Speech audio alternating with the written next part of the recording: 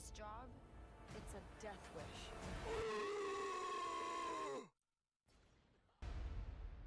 I'm in. Oh no!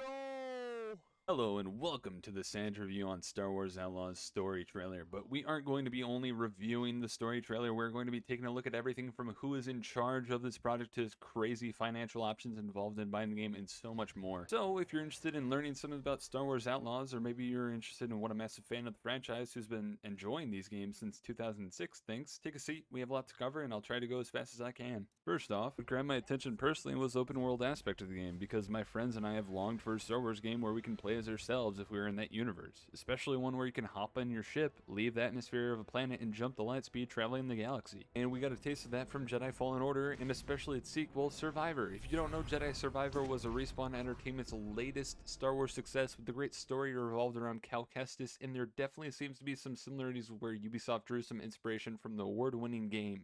Another key component that interested me was the original character story, not revisiting an already saturated group of characters that either never lives up to the hype or is done unfaithfully to the original creative vision, like we've seen time and time again. And since we're on characters, we can compare Cal and Kay. The characters' appearances both being human young adults in a galaxy filled with hundreds of intelligent species to choose from, and their close friends' designs both being small shoulder-riding unintelligible companions, is an obvious example of massive entertainment taking maybe too much inspiration from Respawn. With that being said, the stories between the two could not be further from each other. Cal is an ex-Padawan and hiding with his small beady droid named BD-1, eventually realizing his destiny pushes him towards fighting the Empire. The impression Kay Vess gives us is she seemingly hasn't had anyone as far as family throughout her youth until Nyx. For about as long as I can remember, it's just been me and Nyx. But something she says doesn't exactly match up with what someone in her line of work would say. Specifically, Doing what we have to survive.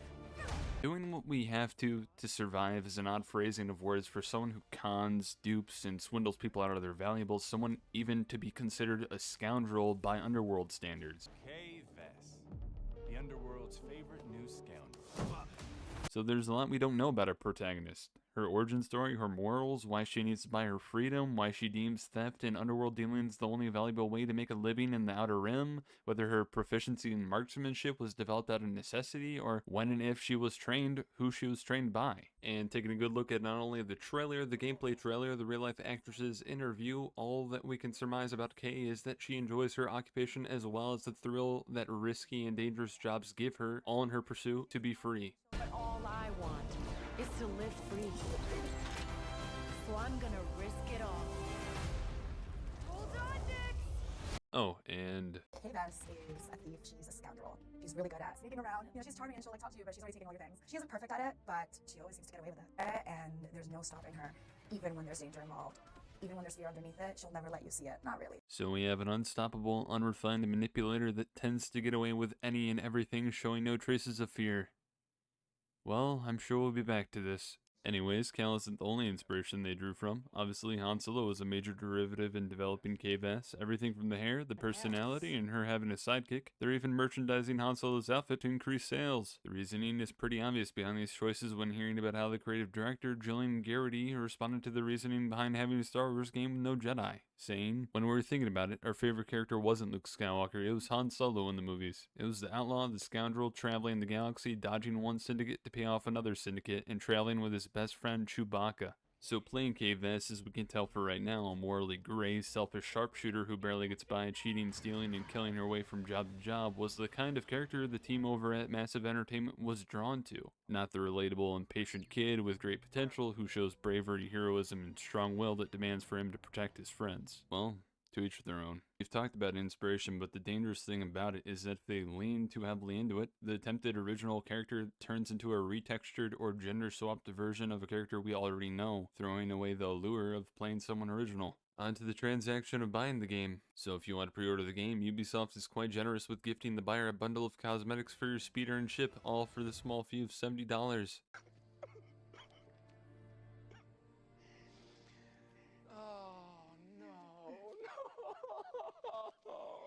Or if you're less of a common pauper and have a few more credits to spend, you can get the Gold Edition, which features everything from the Standard Edition, the exclusive 3-day early access, and most of all, a Season Pass. Season Pass for what, you ask? Oh, just 2 DLCs that'll come out after the game is already launched to expand the universe, including Jabba's Gambit and the most fashionable cosmetics the galaxy has to offer Kay Nix. And for this enormous feast of content, all that Ubisoft asks for in return is a meager 152 loonies, as our hockey-playing neighbors of the north call their currency, or 110 USD. How much did you pay for it? Well, actually, that's none of your business, Christy. But I can assure you, it certainly wasn't cheap. How gracious of them. Now, if you aren't satisfied with the Great Depression levels of throwing away your money, Ubisoft has one more, even betterer, even more exclusiver purchase option. That being the Ultimate Edition. This edition makes people who buy the Gold Edition look like Jeff Bezos after his divorce, and that's right, you're the Elon Musk of this simile. Now, if you're interested in spending the amount of money to get to the next best edition of this quadruple A game, we have ran into an unfortunate situation where most likely you are no longer interested in playing a game with this disgustingly poor, violent, insignificant commoner such as Kay Vess.